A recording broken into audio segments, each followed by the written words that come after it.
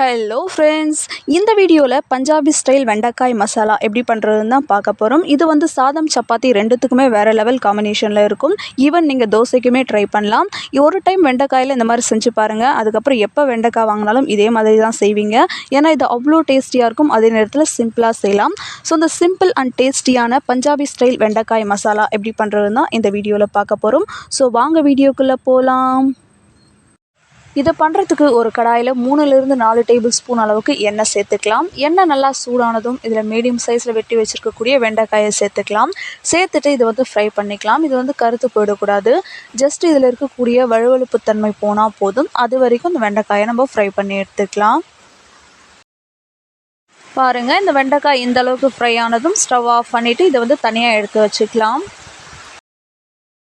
மறுபடியும் அதே கடாயில் ஒரு 3 டேபிள் ஸ்பூன் அளவுக்கு எண்ணெய் சேர்த்துட்டு இந்த எண்ணெய் நல்லா சூடானதும் நம்ம வந்து 2 மீடியம் சைஸ் வெங்காயம் பொடியாக கட் பண்ணி வச்சுருக்கோம். அதை வந்து இதில் ஆட் பண்ணிக்கலாம். வெங்காயம் வந்து கொஞ்சம் அதிகமாகவே சேர்த்துக்கோங்க. அப்போ தான் இதோட டேஸ்ட் வந்து ரொம்பவே நல்லாயிருக்கும். இந்த வெங்காயம் சேர்த்துட்டு ஒரு 2 நிமிஷம் போல் இதை வதக்கிக்கலாம். இது ஒரு 2 நிமிஷம் வதங்கினதும் இதில் கொஞ்சமாக சீரகம் சேர்த்துட்டு அதையும் வந்து நல்லா வதக்கிக்கலாம். அடுத்ததாக இதில் வந்து பொடியாக கட் பண்ணி வச்சுருக்கக்கூடிய கருவேப்பிலை சேர்த்துக்கலாம். அதையும் சேர்த்துட்டு ஒரு நிமிஷம் போல் இதை வதக்கி விட்டுக்கலாம். இது எல்லாமே நல்லா வதங்கினதும் இதில் வந்து தட்டி வச்சு இஞ்சி பூண்டு வந்து ஆட் பண்ணிக்கலாம். நீங்கள் இதுக்கு பதில் இஞ்சி பூண்டு பேஸ்ட்டாகவும் ஆட் பண்ணிக்கலாம். இதையும் ஆட் பண்ணிவிட்டு ஒரு நிமிஷம் போல் மறுபடியும் இதை வதக்கி விட்டுக்கலாம். அடுத்ததாக ஒரு 2 தக்காளியை நல்லா ஃபைன் பேஸ்ட்டாக வந்து அரைச்சி வச்சுருக்கேன். அதை வந்து இதோட ஆட் பண்ணிக்கலாம். ஆட் பண்ணிவிட்டு இதை வந்து நல்லா கலந்து விட்டுக்கலாம். இதோட பச்சை வாசம் போகிற வரைக்கும் ஒரு 2 நிமிஷம் போல் இதை கொதிக்க விடலாம். இந்த தக்காளி 2 நிமிஷம் நல்லா கொதித்து இதோட பச்சை வாசம் போனதும் இதில் வந்து நம்ம மசாலா ஆட் பண்ணிக்கலாம். 1 டேபிள் ஸ்பூன் தனி மிளகாய் தூள், 1 டேபிள் ஸ்பூன் மல்லித்தூள், இது கூடவே 1 table spoon garam masala add பண்ணிக்கலாம். இது கூடவே 1/2 டேபிள் ஸ்பூன் மஞ்சள் தூள் ஆட் பண்ணிவிட்டு இது எல்லாத்தையுமே நல்லா ஒரு டைம் கலந்து விட்டுட்டு இதில் கொஞ்சமாக தண்ணி ஆட் பண்ணி அதையும் கலந்து விட்டு ஒரு 2 நிமிஷம் போல் கொதிக்க விடலாம். அப்போ தான் இதோடைய பச்சை வாசம் போகும், இந்த மசாலாவோட பச்சை வாசம். அடுத்ததாக இதில் வந்து சால்ட்டு சேர்த்துக்கலாம். நான் 1 டேபிள் ஸ்பூன் அளவுக்கு கல் உப்பு சேர்த்துருக்கேன். உங்களுடைய டேஸ்ட்டுக்கு ஏற்ற மாதிரி அட்ஜஸ்ட் பண்ணி ஆட் பண்ணிக்கோங்க. டேபிள் சால்ட் யூஸ் பண்ணுறீங்க அப்படின்னா கொஞ்சம் கம்மியான அளவுலேயே சேர்த்துக்கோங்க.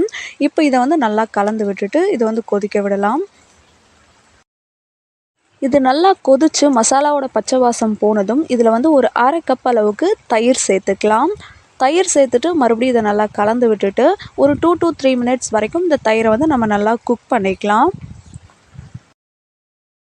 நம்ம சேர்த்த தயிர் வந்து நல்லா குக் ஆகி இந்த மாதிரி எண்ணெய் பிரிஞ்சு வந்ததுக்கப்புறமா இதில் நம்ம ஏற்கனவே ஃப்ரை பண்ணி எடுத்து வச்சுருக்கக்கூடிய வெண்டைக்காயை இதில் ஆட் பண்ணிக்கலாம். வெண்டைக்காய் ஆட் பண்ணிவிட்டு இதை வந்து நல்லா கலந்து விட்டுட்டு இதில் இன்னும் கொஞ்சம் போல் தண்ணி சேர்த்து மறுபடியும் இதை வந்து நம்ம நல்லா கலந்து விட்டுக்கலாம்.